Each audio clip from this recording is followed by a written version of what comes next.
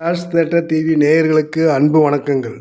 Hashtag FTFS production company சார்பில் திரவ் தயாரித்து இயக்கி இருக்கும் படம் மெல்லிசை.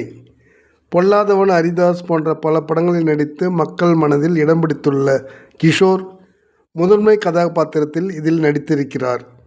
நடுத்தர குடும்ப தலைவனாக வருகிறார். ஜெய்பீம் போன்ற படங்களில் நடித்திருந்த சுபத்ரா ராபர்ட் கிஷோரின் மனைவியாக நடித்திருக்கிறார். அவர்களுக்கு ஒரு பையன், ஒரு பெண். கிஷோர் PET டீச்சராகவும் சுபத்ரா ராபர்ட் தலைமை ஆசிரியையாகவும் பணியாற்றுகின்றனர். சீராக வாழ்க்கை சென்று கொண்டிருக்கிறது. பாட்டு பாடுவதில் அதிக ஆர்வம் கிஷோருக்கு உண்டு. சின்ன வயதிலிருந்தே அவருக்கு இருக்கும் ஆசை அது.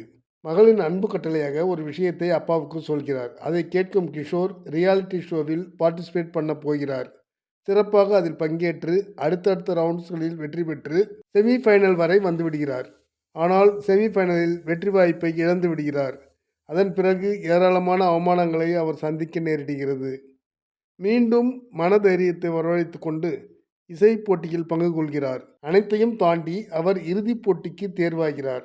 எல்லாமே நினைச்சபடி கிஷோர் வாழ்க்கை போய்க் கொண்டிருக்கும் போது அவர் வாழ்க்கையில் எதிர்பாராத பெரிய விஷயம் ஒன்று நடக்கிறது. நாயகன் கிஷோருக்கு வந்த பாதிப்பு அவரது பிள்ளைகளையும் தாக்குகிறது.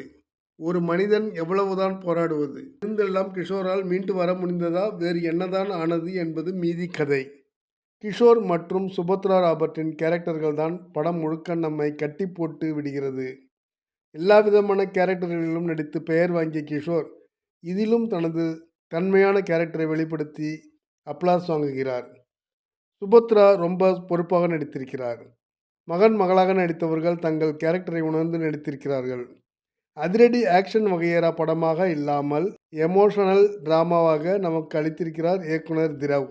இவர்கள் தவிர படத்தில் நடித்திருந்த ஜார்ஜ் மரியன், ஹரீஷ் உத்தமன், தன்யா வர்ஷினி, ஜஸ்வந்த் மணிகண்டன் சிறப்பான தேர்வு.